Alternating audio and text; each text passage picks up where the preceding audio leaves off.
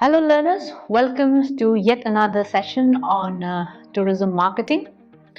See, in the previous session, you have been introduced to the concept, the definition, and the evolution of marketing and how it is perceived in the context of tourism. Because in tourism and in physical goods industry, it is a very different type of marketing. So in this session, we will try to understand the various features of tourism marketing.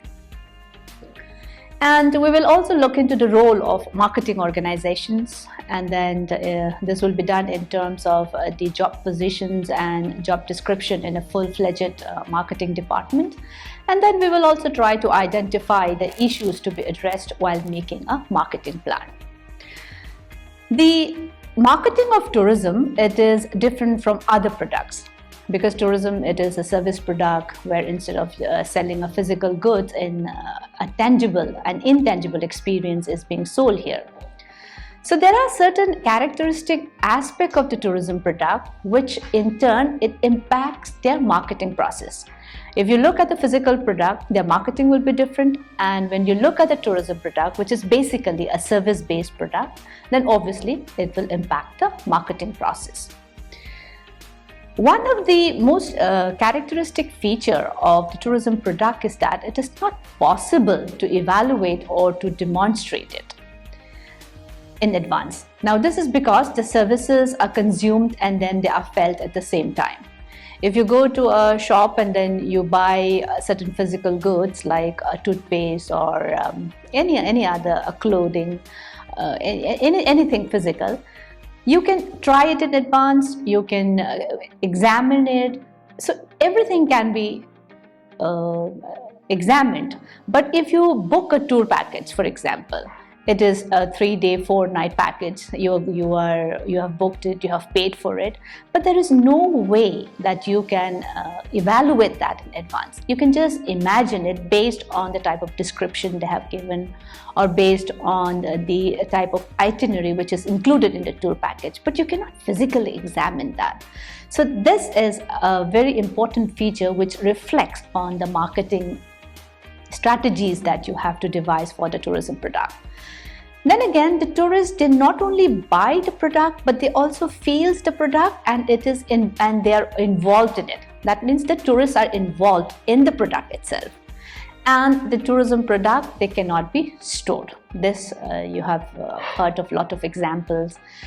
For example, a hotel room, if it is not booked for that night, it is lost forever. You cannot go back and say the hotel room which was not booked yesterday, we can use it today. So it is not like that. So we can say the tourism product, they cannot be stored. Then the tourists, they buy the experience, but they do not own the product.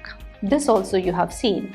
For example, you go to a hotel, you go to a restaurant, and then you are having a meal. So they have brought you the, you enjoy all the facilities, you enjoy the meal there, you go and sit there, but then you don't own the restaurant. Or you go to a hotel, book yourself, you stayed for a night there, but the hotel room does not belong to you. So this ownership of a product, it is not there in tourism. Then the tourism product, it is a combination of several services. For example, if you have to, for a tourist, when you go from home to the destination, you need transportation. When you go and stay there, you need accommodation. When for sightseeing or for visiting the attractive tourist spots and all, you need so many other services. So it is not a single service that you are availing of. So a tourism product, we say it is a combination of several services. And in the designing and the packaging of a tourism product, a number of intermediaries are involved. This is understandable if you have so many services involved in it. So obviously the service providers will be large in number, and a bad experience at one level, it can spoil the entire image of the product or the service. So when you are going on a holiday, if your accommodation part is not satisfactory to you, it will have a little bit of impact on the overall experience of yours when you go back and reflect on the tour itself. So a bad experience at any one level or at any point of service being provided, it can spoil the entire image of the product or the service or the tour itself that you have booked. And the demand of tourism is highly elastic, and it is seasonal in nature. Seasonal in the sense we have the peak season and lean season. Nobody wants to come to Delhi when it is very hot in June and July, whereas in winter times it is very comfortable for people to come and enjoy. So obviously season has a very important effect on the type of inflow of tourists into a destination. Now, some of the problems which are faced by the tourism industry for the purpose of marketing are there because basically it is their own lack of effort in this area. Many of the service providers in tourism industry, they do not go for market research.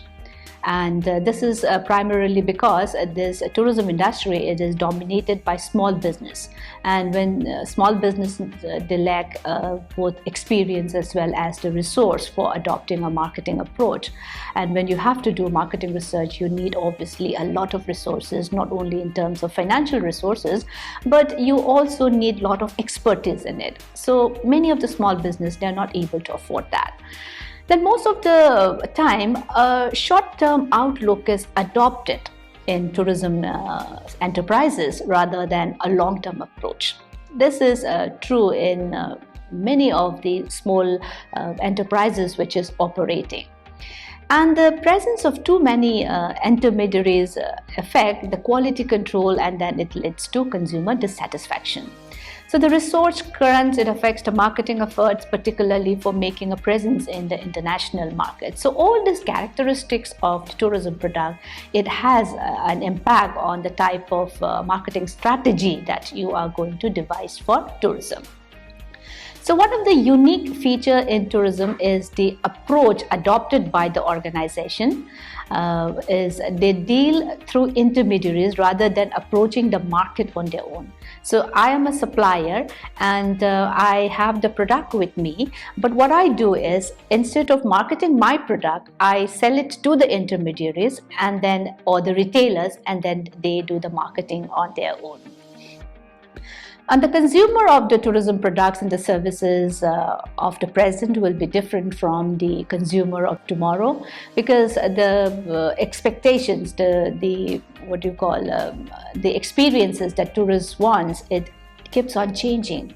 And a seasoned tourist in the sense a tourist who has traveled far and wide and to so many other destinations, they always look not for the common or the popular destination. They look for certain much more involved or much more specific or much more customized type of services and customized destination, which they feel it should be different from what they have experienced so far.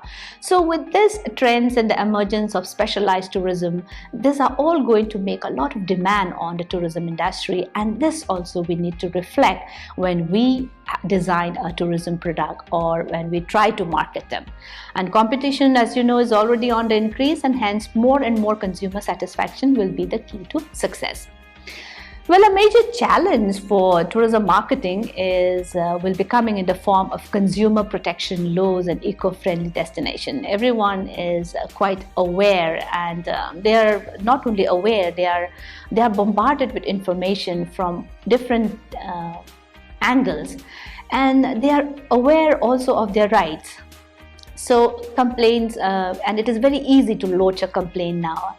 And tourism is one industry, like I said, it is a service-based industry, so obviously the customer is always the king. And once tourists have negative image about your product or the service that you are providing, that it can have a really bad word of mouth effect if he starts speaking about the qualities which he does not like in that product or that service.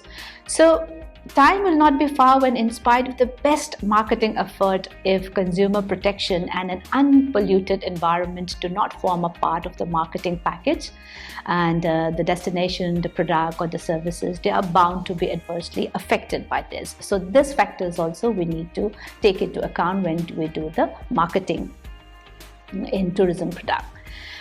Now, who does all this marketing? The marketing organization, the marketing division, or the marketing department. So, to understanding their roles and their function is also very important.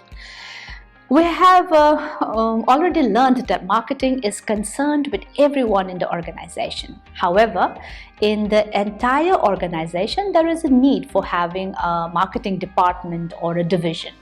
And say even in the case of a very small business, a person should be assigned to look after the marketing part, because marketing is concerned with different aspects. It is concerned with product design and development, then you have to look into the pricing, promotion, distribution. So all this, four of them, the product, pricing, promotion, distribution, these are all called as the 4Ps, like the 4 basic Ps of marketing.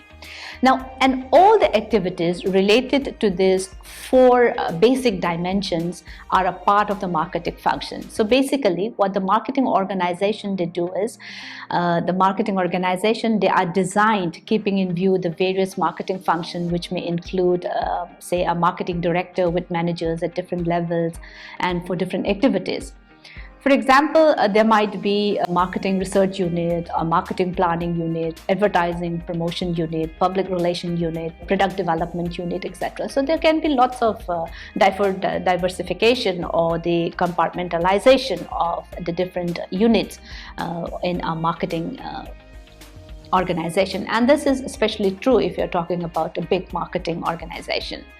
So a marketing organization, what it does, it starts its work by identifying the customer needs through the conduct of market research, then monitors the changing preferences of the customers, then develop new ideas, then monitors the market standing and competition, influences the pricing policy and the distribution strategies, etc. Let us now look at some of the generic job positions and job description in a full-scale marketing department. Why this is important is when you look at the job titles, the job positions, and the description, then you will come to know what are the role and the function of a marketing organization. So first one, let us talk about a marketing manager. There can be other names for it also. Some of the organization, they may call it as the vice president of marketing. Some may title it as the marketing director or the chief marketing officer or marketing administrator. Now, basically what job it entails is they head the organization's marketing activities, and the task it includes providing a marketing point of view to the top administration, then helping to formulate the marketing plan for the organization. They do the staffing, directing, and coordinating the marketing activities and proposing new products and services to meet the emerging market needs. When we talk about product manager, the other names that you can give would be the program manager or simply a manager or brand manager. And a product manager, it is responsible for managing a particular product or program of the organization. And the tasks would include proposing the product objectives and goals, creating product strategies and plans, and seeing that they are implemented, monitoring the results, and taking corrective actions wherever it is required. Next job position is the marketing research manager. So you can also call them as the marketing research director. And he or she has the responsibility for developing and supervising research on the organization's markets and publics and on the effectiveness of various marketing tools. Then there is a communication manager. Other names would be advertising manager, advertising and sales promotion director. So this communication manager, they provide expertise in the area of mass and selective communication and promotion. And the person should be knowledgeable about the development of messages, media, and publicity. Sales manager is another job position. Another name might be the vice president of sales. And they have the responsibility of recruiting, training, assigning, directing, motivating, compensating and evaluating sales personnel and agents of the organization, and coordinating the work of the sales personnel with other marketing function. Then the new product manager, another name we can call as new products director, and they are responsible for conceiving new products and services, screening and evaluating the new product idea, developing prototypes and testing them, and advising and helping to carry out the innovation introduction in the marketplace. Then distribution manager, the other names may be the channel manager, some organization may call it as the physical distribution manager, or even a logistic manager. So the responsibility is for planning and managing the distribution system. Distribution system, when you talk about this, is how the product or the services, it is made available, or it is made or whether making sure that they reach the consumer. And so that all these are made available and accessible to the potential user. We can have the pricing manager, who will be responsible for advising and setting the prices on the services and the programs. Then the customer relation managers will be responsible for managing the customer services and handling the customer complaints. Then if it is a very big organization also, then you may have a government relations officers or a legislative representative lobbyist. So what they do is they provide the organization with intelligence on relevant developments in government, and then manages the organization program of representation and presentation to the government. So this is basically for those organizations which have a lot of dealings to do with the governmental bodies. Then the public relation manager, another name might be the public affairs officers, and the responsibility is for communicating and improving the organization image with the various publics. Then the territory manager is there, who has the responsibility of managing the organization products, services and programs in a specific territory. Now all this explains that the main tasks to be performed by marketing managers at different levels, it includes planning, then the controlling tasks, the executive tasks, as well as the coordinating tasks.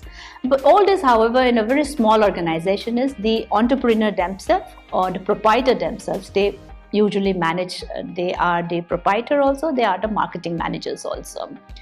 Now in big marketing departments or divisions, there are basically 4 major obstacles which can frustrate the attempt of a marketing manager to influence the organization planning process.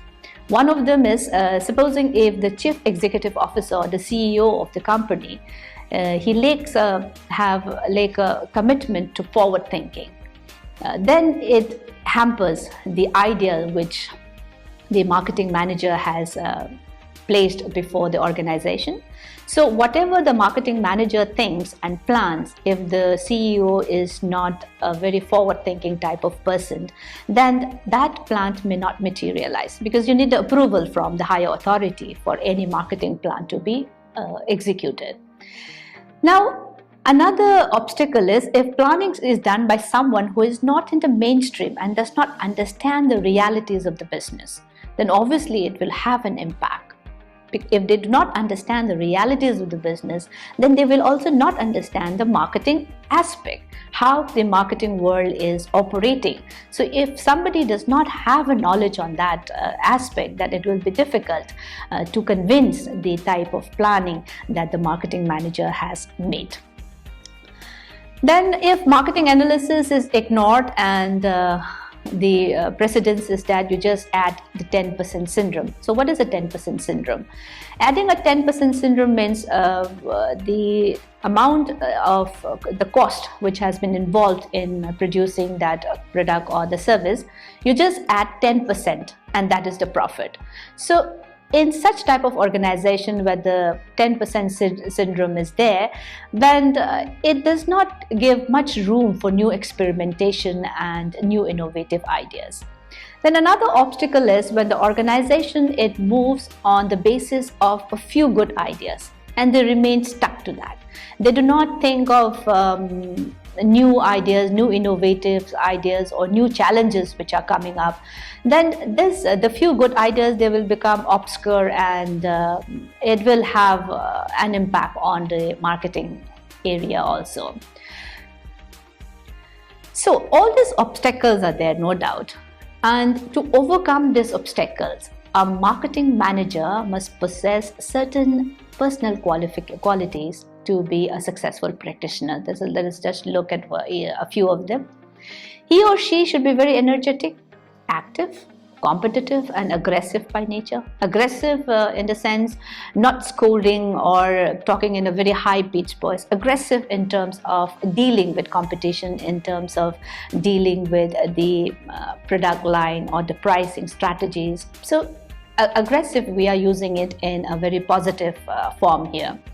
Now, he or she should be very creative in terms of seeking new opportunities and to exploit them for the organization's benefit.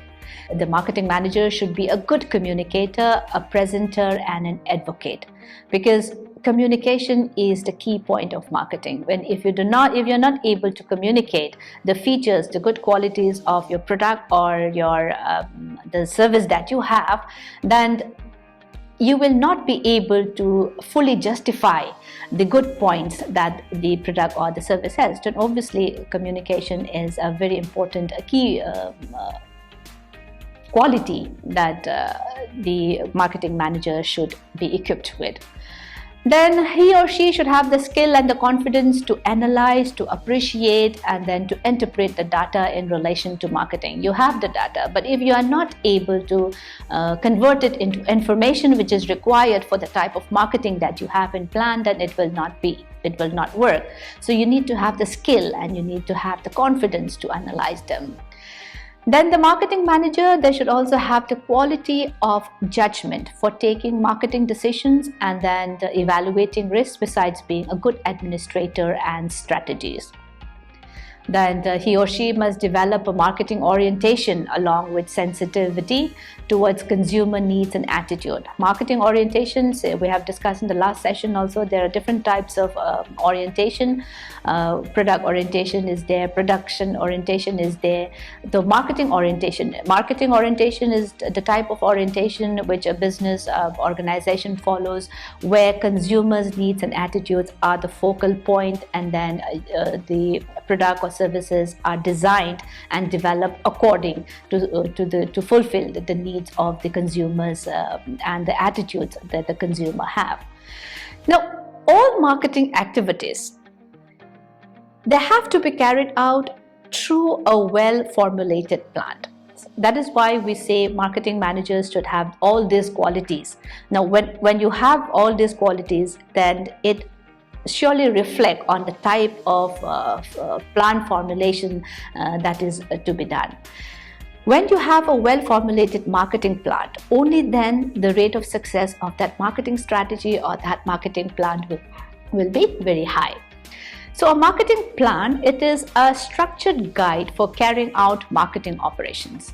And the purpose of a marketing plan, it includes, providing a well laid down policy and clear directions of the marketing operations, then coordinating the resources of the organization in order to eliminate confusion and misunderstanding and achieving cooperation. Then identifying the strength and the weakness through the SWOT analysis. SWOT, SWOT, S stands for strength, W stands for weakness, O is for opportunity, and T is for threat. Then the marketing plan, it should be able to identify the different market segments. You should know which market segment you're going to target. Then setting the targets and pointing out the controls, the area of diversification, competitors' strength and weakness. So all these are part of the marketing plan. Then different aspects of marketing planning, we will deal with them in the subsequent session, but here I would like to point out the issues which needs to be addressed while making a marketing plan. And this includes, number one, defining the marketing objective and goals of the organization along with an executive summary. Then it should take into account the situation analysis. Now again, we should look into the background, the forecast, the opportunities and threats, strengths and weaknesses. Then based on these aspects, a marketing strategy is devised, taking into account the target market, marketing mix, and the levels of marketing expenditure, that is the marketing budget. Now, the next step after you have done all this is to formulate the action programs, keeping in view a time frame. Time frame is very important in marketing strategy. You should know when to start, you should know when to end. Without a time frame, the budget that you have allocated for the marketing plan may go haywire. So there has to be a specific time frame. When do I design the marketing message? How do I design it? And when should I release it to the public? When should I test it? When should I? So all this, there should be a time frame for every type of, every small activity which needs to be performed for that type of marketing strategy. Then the marketing plan, they should also specify the methods of monitoring and control. And when you talk about monitoring and control, you should also take into account the sales analysis, the market share, the marketing expenses, and checking on the customer attitudes towards the organization, products, and services. Then nowadays, the marketing organization, they have also started using this marketing audits. Now, this is for assessing the marketing opportunities and operations. So let us now try to sum up what we have talked about in this session. We have talked about the various features of tourism products or services and how they impact on the tourism marketing. Then we have looked at some of the generic job positions and job description in a full-fledged marketing department, and this has given us an idea on the role and function of marketing managers or the marketing personnel in a marketing organization. And we have also talked about a little bit on the marketing plan and what are the various issues which we need to address while we are making a marketing plan. So I hope you have understood what we have covered so far in the session. The other remaining aspects, we will try to cover it in the subsequent sessions which are being followed. Thank you so much for your time and have a wonderful day.